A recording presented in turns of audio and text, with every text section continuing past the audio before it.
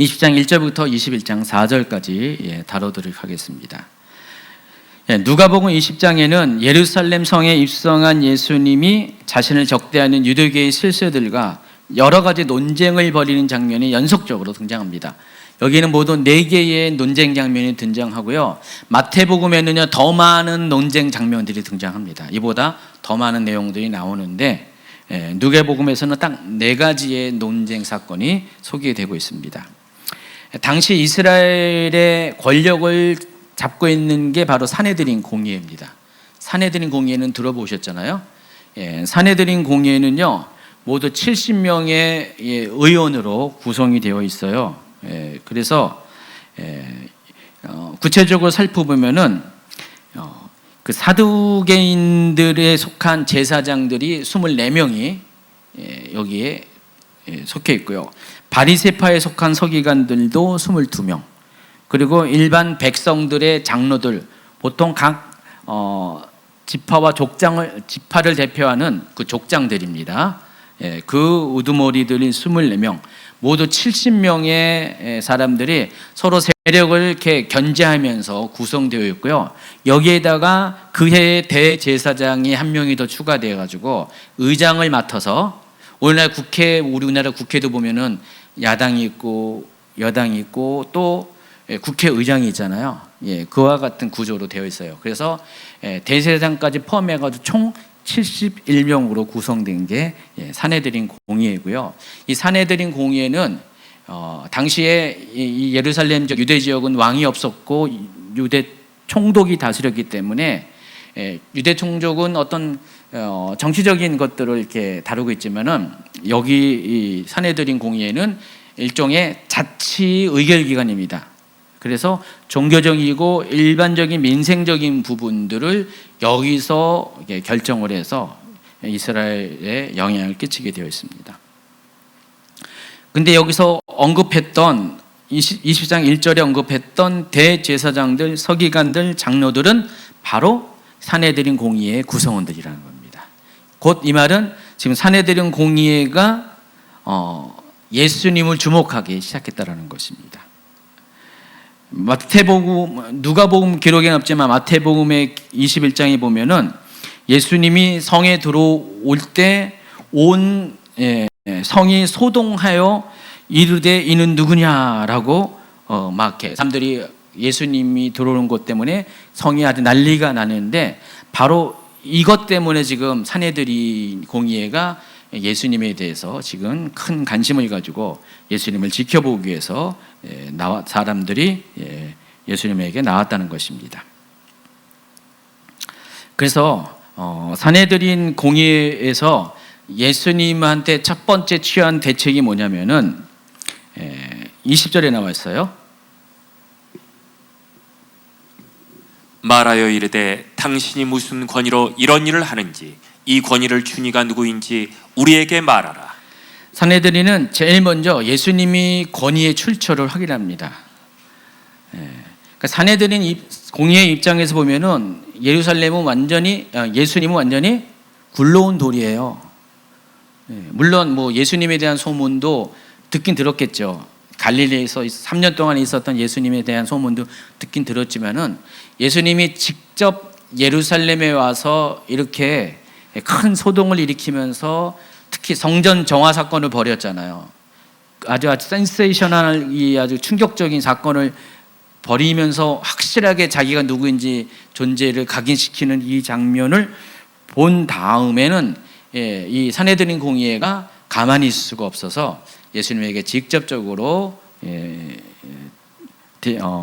조치를 취합니다. 그게 바로 내가 누구냐 이거죠. 예수님이 누구냐, 누구 권위로 이런 일을 하냐, 누구 허락받고 이런 일을 하고 있냐라고 지금 이야기하는 것입니다. 더구나 예수님은 이들 입장에 보면은 갈릴리 총구석 마을인 나사렛 출신이에요. 당시 나사렛 인구가 지금이야 굉장히 많이 살고 있지만은 이스라엘에서 큰 도시 중에 하나지만은 당시에는 250명 정도밖에 안 살았대요. 아주 깡촌이에요, 깡촌. 깡촌에 사는, 그리고 목수예요. 목수는 나름 그때 당시는 3대 업종 중에 하나인데, 배우지도 제대로 못한 그 무식한 목수가 누구의 권위로 누구의 허락을 받고 이와 같은 일을 하냐, 지금 그 얘기하는 거예요. 여러분이 만일 오늘날 목사 안수도 받지도 않고 더군다나 신학교도 나오지 않은 어떤 누가 와서 그냥 예수님처럼 이렇게 막 이와 같은 행동을 한다, 막 사람들에게 성전에 교회에 와가지고 막 여기서 그냥 말씀을 전하고 막 그러면 어떻게 해요? 이걸 본 교회 목회자들, 장로들 가만히 있겠어요? 똑같은 거예요. 여러분 상식적이지 않잖아요. 정말 이렇게 보지도 못한 사람이 와가지고 만약 이렇게 한다. 물론 예수님에 대한 소문은 얼추 들었겠지만은 처음으로 본 사람도 있을 거고요. 막 이런 일을 하게 된다면은 깜짝 놀랄 겁니다. 그래서 지금 이 산헤드린 공의회는 예수님에게 그와 같은 질문을 하고 있다는 것입니다. 그러니까 그들이 이런 질문을 하는 것은 당연한 질문이에요. 근데 예수님은 그들이 원하는 즉답을 피하시고 이렇게 말씀하십니다. 대답하여 이르시되 나도 한 말을 너희에게 물으리니 내게 말하라. 요한의 세례가 하늘로부터냐 사람으로부터냐? 그들이 서로 의논하여 이르되 만일 하늘로부터라면 어찌하여 그를 믿지 아니하였느냐 할 것이요 만일 사람으로부터라면 백성이 요한을 선지자로 인정하니 그들이 다 우리를 돌로 칠 것이라고 대답하되 어디로부터인지 알지 못하노라 하니 예수께서 이르시되 나도 무슨 권위로 이런 일을 하는지 너희에게 이르지 아니하리라 하시니라. 자, 그러니까 예수님이 지금 그들이 원하는 대답을 하지 않고 동문서답 같은 대답을 하고 계십니다. 그러니까 지금 역으로 답을 주지 않고 오히려 예수님은 질문을 하시는 거예요. 요한의 세례가 하늘로부터냐 사람으로부터냐 라고 이 질문을 하셨을 때 이들이 생각을 하니까 생각 깊이 할 것도 없어요. 말 잘못했다가는 자기들이 예수님의 말의 함정에 빠질 것 같아요. 그래서 말도 못하고 알면서도 대답을 못하고 자기들은 알지 못한다고 합니다. 그러니까 예수님이 이들이 그와 같은 대답을 하니까 예수님조차도 그러면 나도 너희가 말을 안 하면 나도 대답 안 하겠다라고 하면서 이 질문을 피해 가봅니다. 그러니까 첫 번째 이 논쟁이 바로 이 장면인데 마태복음에서도 첫 번째 논쟁이 같은 이야기가 기록이 되어 있습니다. 그래서 지금 예수님은 이때부터 아주 철저하게 그 말의 함정으로 계속 예수님을 빠뜨리고자 하는 이들의 계략을 아주 정말 성령께서 주시는 지혜로 과감하게 떨쳐내고 계십니다. 자, 이 질문에 이어서 예수님께서는 곧바로 악한 농부의 비유를 들려주십니다. 그 내용이 9절부터 18절까지입니다. 읽어주세요. 그가 또 이 비유로 백성에게 말씀하시기를 시작하시니라. 한 사람이 포도원을 만들어 농부들에게 세로 주고 타국에 가서 오래 있다가 때가 이름에 포도원 소출 얼마를 바치게 하려고 한 종을 농부들에게 보내니 농부들이 종을 몹시 때리고 거저 보내었거늘 다시 다른 종을 보내니 그도 몹시 때리고 능욕하고 거저 보내었거늘 다시 세 번째 종을 보내니 이 종도 상하게 하고 내쫓은지라. 포도원 주인이 이르되 어찌할까 내 사랑하는 아들을 보내리니 그들이 혹 그는 존대하리라 하였더니 농부들이 그를 보고 서로 의논하여 이르되 이는 상족자니 죽이고 그 유산을 우리의 것으로 만들자 하고 포도원 밖에 내쫓아 죽였느니라. 그런즉 포도원 주인이 이 사람들을 어떻게 하겠느냐? 와서 그 농부들을 진멸하고 포도원을 다른 사람들에게 주리라 하시니 사람들이 듣고 이르되 그렇게 되지 말지이다 하거늘 그들이 보시며 이르시되 그러면 기록된 바 건축자들의 버린 돌이 모퉁이의 머릿돌이 되었느니라 함이 어찌미뇨? 무릇 이 돌 위에 떨어지는 자는 깨어지겠고 이 돌이 사람 위에 떨어지면 그를 가루로 만들어 흩으리라 하시니라. 예수님은 앞서 예수님의 권위에 대한 질문에 대해서 즉답을 피하셨지만은 결국 이 비유를 통해서 예수님의 권위가 무엇인지에 대해서 말씀하고 계신 것입니다. 이 포도원 농부의 비유에서 포도원 주인은 누구를 가리켜요? 하나님을 가리키고요. 이 농부들은 바로 이 예수님을 지금 책 잡으려고 하는 산헤드린 공의회 멤버들을 가리키고요. 여기서 상속자 아들은 누구예요? 예수님을 자신을 가리키는 것입니다.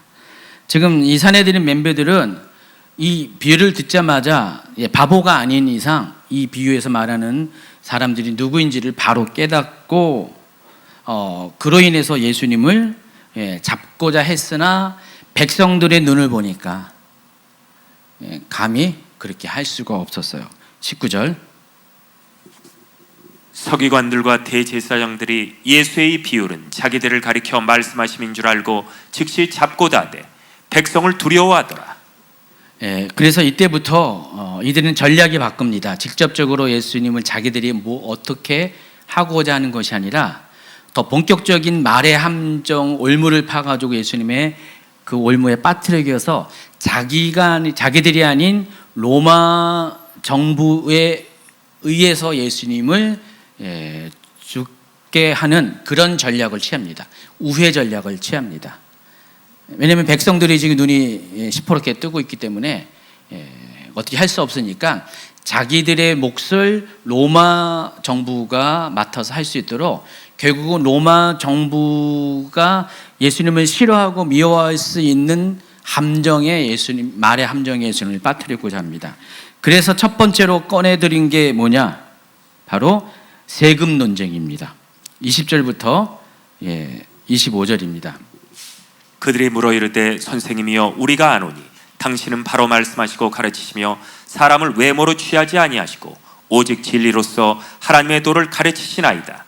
우리가 가이사에게 세금을 바치는 것이 옳으니이까 옳지 않으니이까 하니 예수께서 그 관계를 아시고 이르시되 데나리온 하나를 내게 보이라. 누구의 형상과 글이 여기 있느냐? 대답하되 가이사의 것이니이다. 이르시되 그런즉 가이사의 것은 가이사에게 하나님의 것은 하나님께 바치라 하시니. 지금 예수님에게 세금을 통해서 예수님의 이렇게 답을 원하는데 만약에 예수님이 어떻게 말하든 간에 두 가지 방법의 대답 모두가 다 예수님의 함정에 빠질 수밖에 없는 것입니다. 여러분 이 당시 유대인들에게 세금 문제는 굉장히 예민한 거였어요. 또 로마 정부에게도 이 세금 문제는 굉장히 예민한 건데 로마가 유대에게 자치권을 주잖아요. 어느 정도 자치권을 주는데 자치권을 주는 대신 그 상응하는 그 대가가 뭐냐? 세금을 걷는 것입니다. 당시 로마 제국은 각 나라를 정복한 다음에 그냥 그 나라가 그대로 존속하게 만들어요. 그리고 거기서 막대한 세금을 걷는데 예수님 당시 로마에서 걷는 세금이 100가지 종류였다고 그랬습니다. 유대 민족에게 걷는 세금이. 여러분 지금 우리 몇 가지 세금 냅니까? 이런저런 세금 내가지고 우리도 한 수십 가지 내잖아요. 그렇죠? 여러분 알게 모르게 항상 내는 게 있고요. 항상 내는 직접세가 있고 또 뭐 간접세로 상품 살 때 10% 부가가치세도 내고 뭐 등록세, 취득세, 양도세 뭐 등등 이런 모든 것을 다 합치면 100가지 정도가 된다는 것입니다. 당시에도 그러니까 굉장히 많은 세금에 대한 부담이 있었어요. 로마는 그렇게 피정복제에서 세금을 걷어야지 제국이 유지가 될 수 있기 때문에 그렇게 많은 세금을 걷었습니다. 당연히 유대인들 입장에서는 지금 이 피정복제로서 서름을 당하고 있는데 그 많은 세금을 내고 있고 이 내는 것에 대해서 억울해하고 있는데 만약에 예수님이 이들의 질문처럼 가이사에게 황제에게 시저에게 세금을 내는 것이 옳지 않다라고 하면 유대인들은 환호성을 지르겠죠. 그러나 어떻게 돼요? 이로 인해서 로마 정부가 가만히 있습니까? 당장 반역죄로 예수님을 어찌할 겁니다. 또 반대로 세금을 내라고 하면 어떻게 합니까? 유대인들은 어떻게 같은 유대인으로서 세금을 내는 걸 동의할 수가 있어? 예수님에 대해서 안 좋은 여론이 형성이 됩니다. 이렇게 되든 저렇게 되든 이 사내들인 공의회 멤버들이 이렇게 제시한 이 아이디어는 꽤는 아주 대단한 책량이었습니다.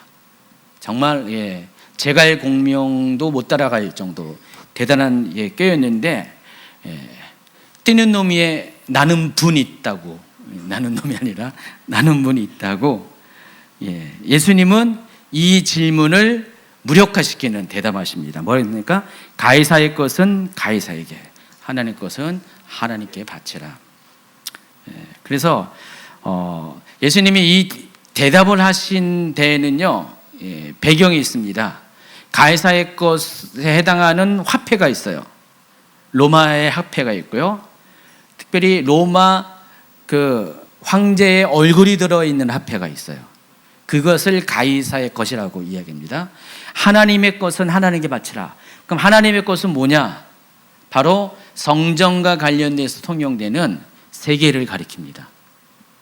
그래서 로마 화폐는, 로마 동전은 로마에게 세금 내는데 바치고, 하나님의 성전에 관련된 세계는 하나님께 바치라 라고 이렇게 말합니다. 이 말을 하니까 지금 이들이 할 말이 없는 거예요.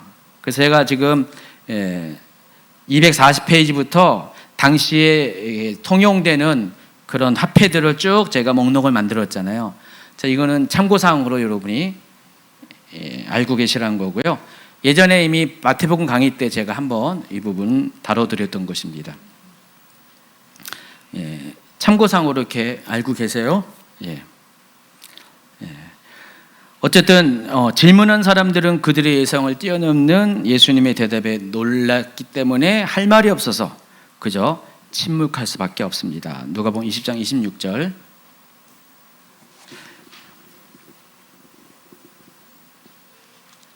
그들이 백성 앞에서 그의 말을 능히 책잡지 못하고 그의 대답을 놀랍게 여겨 침묵하니라.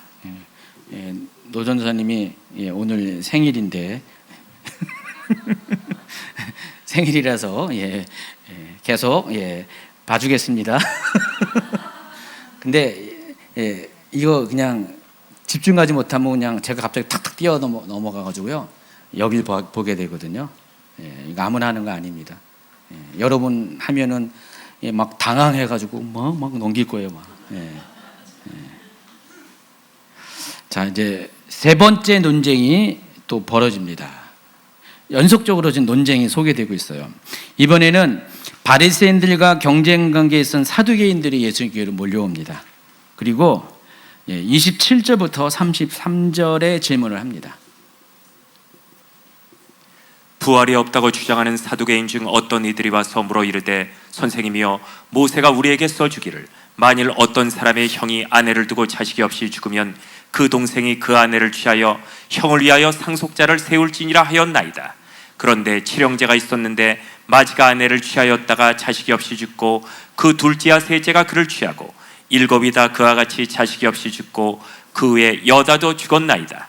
일곱이 다 그를 아내로 취하였으니 부활 때에는 그 중에 누구의 아내가 되리이까? 자, 이 부분도 마태복음에서 이미 다뤄드린 이야기고요. 자, 이 내용을 보면은 여러분 상식적으로 말도 안 되는 거잖아요. 그렇죠? 어째 그런 일이 있습니까? 가능한 일입니까? 근데 법적으로는 가능해요. 현실적으로는 이런 일이 있는지 없는지는 모르지만은 어떻게 형제가 일곱이 싹딱딱 다 아이 없이 다 죽을 수가 있습니까? 그리고 첫 번째 그 형제의 아내가 계속해서 그 동생들의 아내가 될 수가 있습니까? 이건 말도 안 되는 설정 같지만 법적으로는 가능한 거예요. 이론적으로 가능한 설정이라는 것입니다. 그런 일이 있을 수도 있어요. 어쨌든 사두개인은 지금 이와 같은 이야기를 끄집어내면서 예수님께 그렇다면은 부활 때에는 과연 이 여자는 누구의 아내가 될 겁니까? 라고 질문을 합니다. 자, 이것도 굉장히 답하기 어려운 질문이잖아요. 여러분이라면 누구 아내라고 합니까? 모든 7명의 사람에게 다 아내였는데, 이건 답하기가 어려운 또 말의 함정이잖아요. 근데 이 질문을 하는 사두개인이 어떤 사람이냐? 사도행전 23장 8절에 보니까 사두개인은 부활도 없고 천사도 없고 영도 없다 하고 바리새인은 다 있다 함이라. 실은 부활을 믿지 않은 사람인데 믿지도 않으면서 지금 예수님을 이렇게 넘어뜨리고자 자기도 믿지 아니하는 이 이야기를 하고 있다라는 것입니다. 자, 모세의 법에 의하면은요, 일명 수혼법이라고 부르는데, 어느 남자가 자식이 없어 죽으면은 그 동생이 아내와 결혼해 가지고 자식을 낳게 합니다. 이게 법으로 되어 있어요. 그렇게 되면은 첫 번째 낳은 그 아들은 형의 아들이 되는 거예요. 형의 후계자가 돼요. 또 두 번째, 세 번째 아들을 낳겠죠. 그때부터는 자기 아들이 됩니다. 둘째 아들이 돼요. 근데 이와 같은 법이 허용된 이유가 있습니다. 이스라엘 여호수아가 가나안 땅에 진입했을 때 지파별로 종족대로 가족대로 땅을 분배했잖아요. 그래서 땅은 사고 팔 수가 없었어요. 그러니까 영원토록 그 가족대로 그 땅은 유업으로 계속 이어져야 됩니다. 굉장히 하나님의 취지가 상당히 좋으신 건데 모든 사람들이 공평하게 살 수 있도록. 그래서 이스라엘에서 가난한 자는 누구예요? 땅이 없는 사람이잖아요. 그래서 가부, 또 고아, 객, 그리고 외국인, 이 네 종류의 사람들은 땅을 소유할 수가 없어요. 여자는 땅을 소유할 수 없는 이유가 여자가 땅을 소유했는데 유산 남겨줬는데 여자가 딴 가문에 시집을 가버려. 그러면 그 땅이 그쪽 가문의 것이 돼버리잖아요. 그래서 하나님이 처음부터 정해놓은, 모세를 통해 정해놓은 그 경계가 허물어지기 때문에 여자들은 땅을 소유하지 못하게 했습니다. 아직 어린 미성년자도 땅을 소유하지 못하게 됐어요. 뭐 객이나 외국인은 더할 것 없이요. 그래서 이스라엘의 사회 체계가 오랜 세월 동안 유지가 되고 있었습니다. 그런데 만약에 형이 자식을 후계자 없이 죽어버리면은 그 땅이 사라지게 되잖아요. 누구가의 소유가 안 되잖아요. 그때는 바로 이와 같은 제한적으로 이와 같은 동생이 형수랑 결혼해가지고 아들을 낳아줘서 형의 아들이 되게 하는 상속자가 되게 하는 법을 제한적으로 허락했습니다. 일반적으로 만약에 동생이 형수를 범했다면은 죽어요. 일반적인 법은 그래요. 모세의 법은. 근데 이 상황 때문에 제한적으로 이 부분을 허락을 했다는 것입니다. 이걸 가리켜서 성경에서는 기업 무르는 전통이라고 또 부르기도 합니다. 사두개인들은 이 율법을 근거로 해서 예수님에게 이와 같은 질문을 했다는 것입니다. 이때 이 질문을 받은 예수님이 다음과 같이 대답하십니다. 34절부터 예수께서 이르시되 이 세상의 자녀들은 장가도 가고 시집도 가되 저 세상과 및 죽은 자 가운데서 부활함을 얻기에 합당히 여김을 받은 자들은 장가가고 시집가는 일이 없으며 그들은 다시 죽을 수도 없나니 이는 천사와 동등이요 부활의 자녀로서 하나님의 자녀임이라. 자, 예수님을 통해서 우리가 죽은 이후의 세상에 대한 정보를 여기서 알 수 있게 됩니다. 어떻게 보면 사두개인들한테 좀 감사해야 돼요. 사두개인이 이런 말도 안 되는 질문을 했기 때문에 예수님이 그에 대한 대답으로서 우리가 우리는 이미 알고 있었지만은 이걸 통해서 알게 된 거지, 정리가 된 거지. 예수님이 이 말을 안 했으면은 정보가 없기 때문에 우리도 뭐 이런저런 추론을 했겠죠. 예수님이 분명히 이 말씀을 해주십니다. 사람이 죽은 후에는 가족 관계가 무의미해진다는 것입니다. 이해하시겠어요? 천국에서는요, 서로 가족이었다는 것은 인지는 하는데 가족 관계가 이 세상에처럼 그와 같은 가족 관계가 유지가 되지 않고 전부 다 1대1로 하나님과 1대1의 관계만 존재하는 거예요. 여러분, 구원이 가족이 누가 믿는다고 해서 부모님이 믿는다고 나도 여기 부모님 못 자라잡고 구원받는 거 아니잖아요. 구원이 철저히 1대1인 것처럼 천국에서의 삶도 마찬가지예요. 가서 죽은 아버지 볼 수 있고 어머니 볼 수 있고 형제도 다 볼 수 있어요. 그런데 이 땅에서와 같은 그런 관계는 아니라는 것입니다. 이해하시겠어요? 예수님은 지금 그와 같은 일을 말씀을 하시고, 그래서 하나님 나라에서는, 천국에서는 시집가는 일도 없고 장가가는 일도 없기 때문에 부부관계도 존재하지 않는다는 것입니다.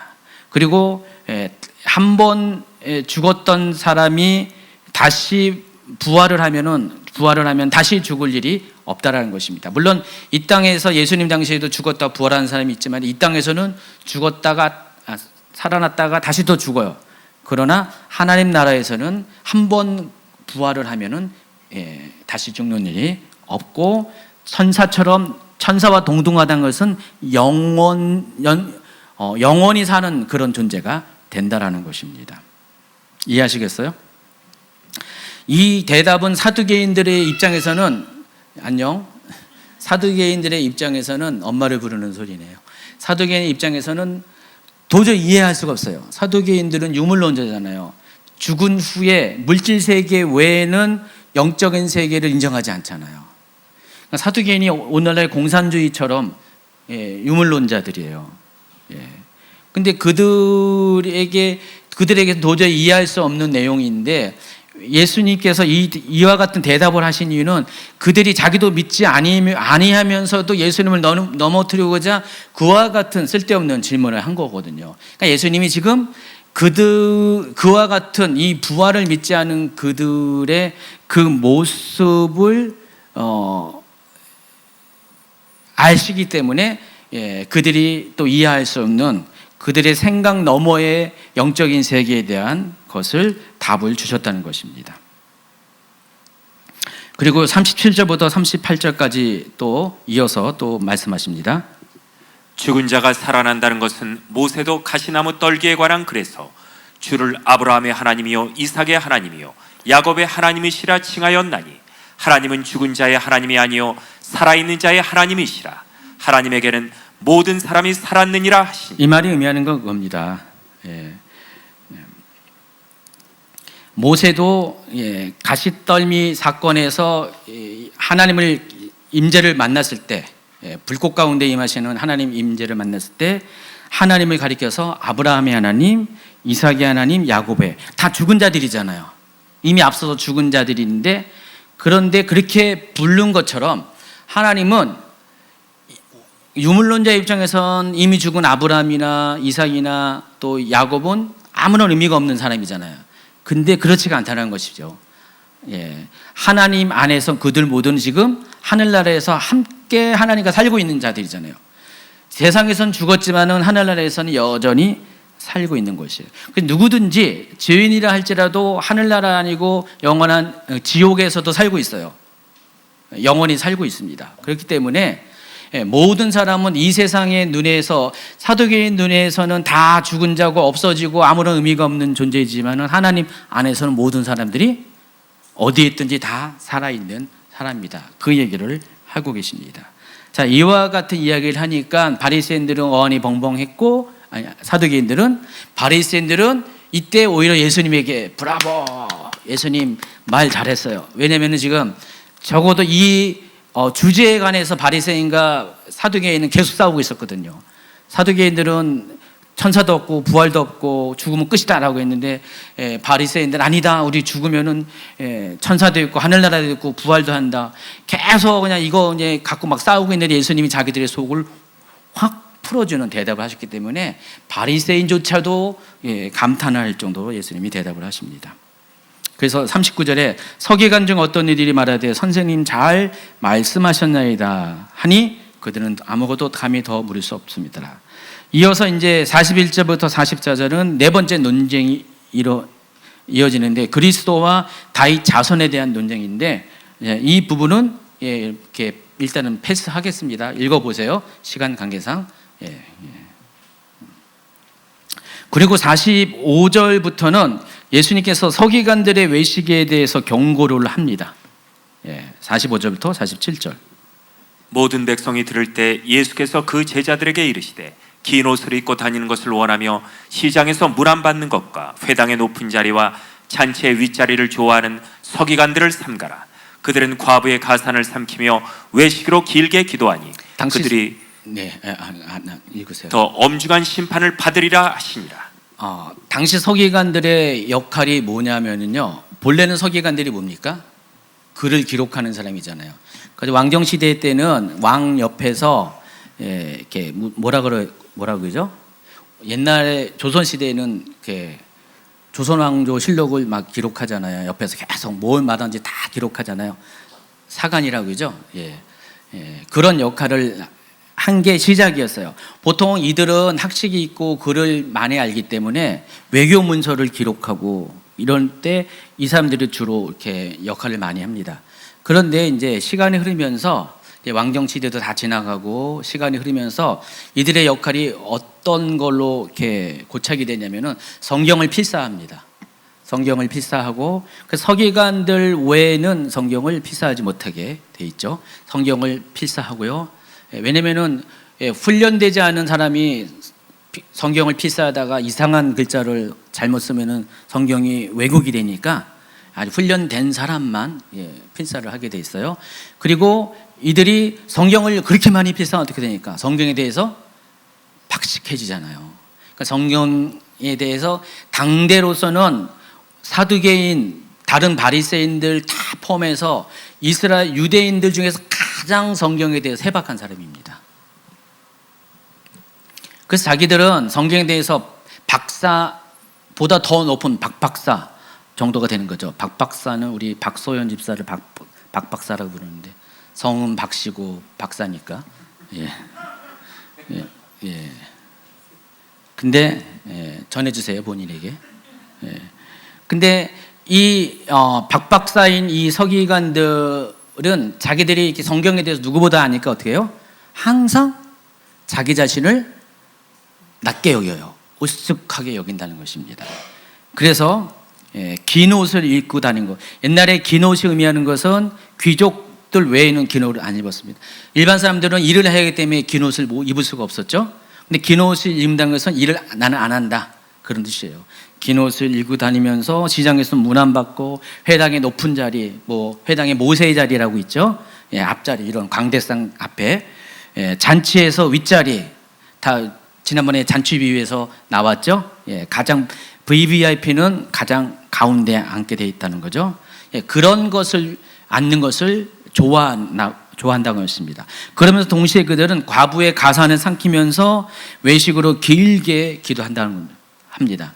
예수님은 이들의 모습을 통해서 만약에 하나님께서 하나님 말씀을 많이 알게 했고 하나님 말씀에 대한 비밀을 깨닫게 되면 그만큼 책임이 있는 거예요. 하나님 말씀을 지켜내야 될 책임이 있습니다. 만약에 하나님 여러분과 저가 나중에 하나님 나라 가요. 근데 혹 심판을 받게 되는 날이 혹 있는다면 그런 날은 오면 안 되겠죠. 심판을 받게 될 때 누가 더 심판을 크게 받느냐? 여러분이 아니라 제가 더 목사가 더 심판을 받는다. 왜냐면은 목사는 하나님 말씀을 성신도보다 더 많이 알잖아요.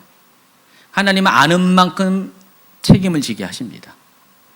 차라리 모르는 게 그나마 나을 수도 있어요. 그렇다고 해서 모르면 안 되죠.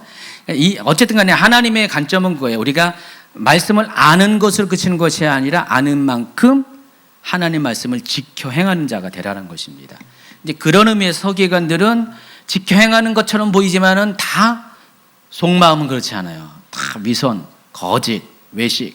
그러면서 하나님이 가난한 자를 불쌍히 여기는 것이 하나님의 긍휼의 마음이고 율법의 목적인데 오히려 가난한 자를 대표하는 과부의 재산을 빼앗는 그런 일을 한다는 것입니다. 그래서 예수님은 그런 서기관들의 행위를 경고하면서 그런 행동하는 사람이 큰 심판을 받게 될 것이라고 합니다. 이것으로 그치지 않고요. 21장으로 넘어가면요. 1, 2, 3, 4절에 어떤 내용이냐면은 예수님께서 부자들과 어떤 가난한 가부가 헌금하는 것을 보게 되십니다. 그거 가지고 또 교훈을 주세요. 21장 1, 2절. 예수께서 눈을 들어 부자들이 헌금함에 헌금 넣는 것을 보시고 또 어떤 가난한 과부가 2렙돈 넣는 것을 보시고. 아까 위에 그 이스라엘의 통용하는 화폐를 소개했고 그때 그냥 지나쳤는데 그 중에 하나가 렙돈이라고 있는데 렙돈은 당시에 예수님 당시에 이스라엘에서 통용되는 모든 화폐 중에서 가장 작은 단위예요. 오늘날 우리나라에서 가장 작은 단위가 뭘까요? 10원이죠. 그와 같은 건데 이 렙돈은 드라크마 또는 그리스 헬라에서는 드라크마라고 불렀고요. 로마에서는 데나리온이라고 불렀죠. 이게 같은 값어치를 갖고 있는 돈이에요. 하루 품삯, 노동자 하루 품삯을 그리스에서는 드라크마, 또 여기서는 데나리온이라고 부릅니다. 그거의 144분의 1이에요. 그걸 한 10만 원으로 따진다면은, 일당을 10만 원으로 따진다면은 계산 편하게, 그러면은 거기서 144로 나누면 한 300~400원 밖에 안 되는 적은 액수인데, 그것을 2랩돈을 헌금해 넣었다. 1,000원도 안 되는 그 돈을 헌금을 넣었는데, 예수님이 말씀하신 것은 뒤에 보면은 과부가 갖고 있는 생활비 전부라고 그랬습니다. 예수님 당시에는요, 성전에 헌금함이 지정되어 있어요. 그래서 여러분 37번 PPT를 보면은요, 헤롯 성전의 모습인데, 보면은 이스라엘의 뜰과 여인들의 뜰이 구분되어 있죠. 즉 여인들은 여인들의 뜰까지만 들어가 있고요, 여자들은 거기까지만 진입되고 남자들은 그 안에까지 진입이 되는데, 헌금을 내는 헌금함이 이스라엘 뜰에도 하나 있고요, 또 여인들의 뜰에도 있습니다. 그래서 이스라엘 뜰에는요, 요즘식으로 한 기도실이 있어요. 침묵의 방이라고 해서, 기도실에 가면은 이렇게 가난한 자를 위한 구제 헌금 그 통이 여기 항상 비치되어 있어요. 자기가 그래서 그 침묵의 방에서 기도하다가 회개할 내용이 있으면 회개를 하고, 회개에 대한 어떤 그 의미로 그 헌금함에다 돈을 넣으면은 그거는 전적으로 다 가난한 자들을 위해서 사용하게 됩니다. 근데 아쉬운 것은 그 방은 남자들밖에 못 들어가요. 이스라엘 뜰에 있기 때문에. 여자들은 어떻게 해야 되나요? 그래서 여자들을 위해서 요 여인들의 뜰에 보면은요, 더 큰 화면을 보여주시면은 이 여인들의 뜰에서 저기서 뒤에서 바라본 겁니다. 저 계단에 올라가서 저 문을 통과하면은 이스라엘의 뜰로 들어가겠는데, 잠깐만요. 아까 그 장면. 그 양쪽에 보면은 그 전면에 기둥 양쪽에 보면은 검게 뭐가 표시되어 있지 않나요? 그게 바로 40번 슬라이드에 나와요. 나팔 모양으로 생긴 연복이에요. 그래서 너희는 구제할 때 나팔을 불지 말라고 했잖아요. 예수님께서 마태복음 6장에 보면은 그 말은 실제로 나팔을 불라는 게 아니라, 지금 이스라엘 사람들이 쓰는 저런 저기 염소 나팔 말고 양나팔, 저 조그만 거, 저게 양뿔로 만든 조그만 나팔이에요. 저와 같이 똑같은 모양으로 센 연복회가 저기 있어요. 저렇게 생긴 이유에 설명했죠. 공개 장소에 이렇게 이게 양쪽으로 16개씩인가 해가지고 12개인가 14개, 제가 어디 해놨을 텐데 12개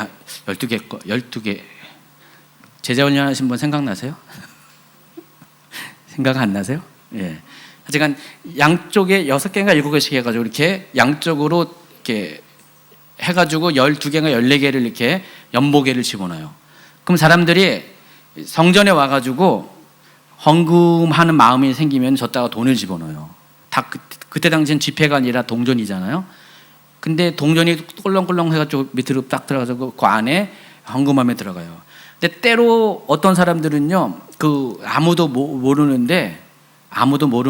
시간에 오든지 아니면은 몇 명 짝을 져가지고 딱 와가지고 둘러싸게 한 다음에 거기서 손을 집어넣어가지고 헌금 훔쳐가요. 그래서 손이 못 들어가게끔 위에는 넓고 밑에는 동전 하나만 통과하는 구조로 헌금함을 만들었어요.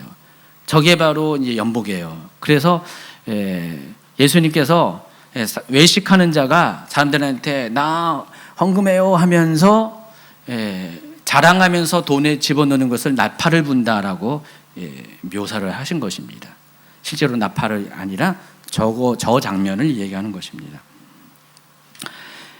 그래서 제가 말씀드리고자 하는 것은, 지금 이제 예수님께서 지금 여인의 뜰에서 보고 있어요. 여인의 뜰에서 지금 저기 솔로몬 회당 같은 데서 딱 기둥 같은 데서 딱 이렇게 성전에서 사람들이 뭐 하나 하고 앉아서 이렇게 보고 있는데 사람들이 와가지고 막 헌금을 하는 거예요. 근데 잘 차려입은 부자도 와서 헌금하고 있고 아주 가난한 행색의 가부도 와가지고 헌금하는데 예수님의 눈에는 그 가부가 랩돈 2개 한 700-800원 정도의 그 돈을 지금 여기다가 헌금하는 걸 봤어요.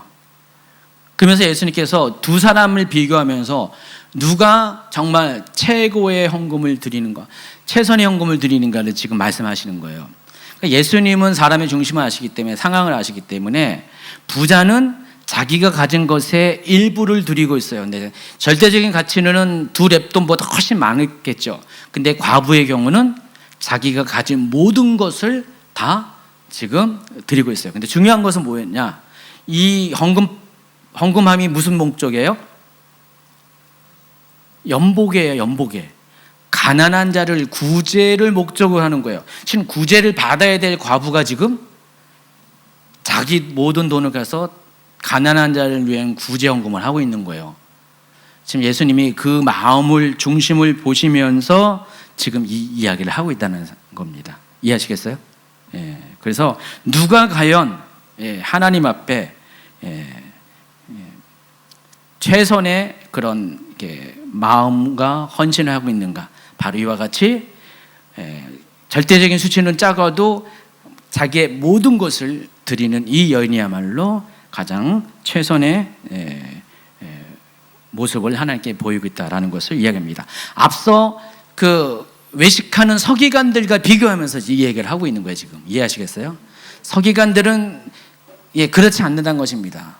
서기관들은 자기 권위에 맞춰서 이렇게 행동하지만은 그 서기관들에 의해서 모든 것들을 빼앗긴 이 과부는 오히려 그 남은 것을 가지고 가난한 자리에서 하나님의 뜻을 이루기 위해서 자기의 전부를 드리는 이런 행동을 한다는 것입니다. 그러니까 누가 과연 하나님 앞에 의인인가 한번 판단하라는 것입니다.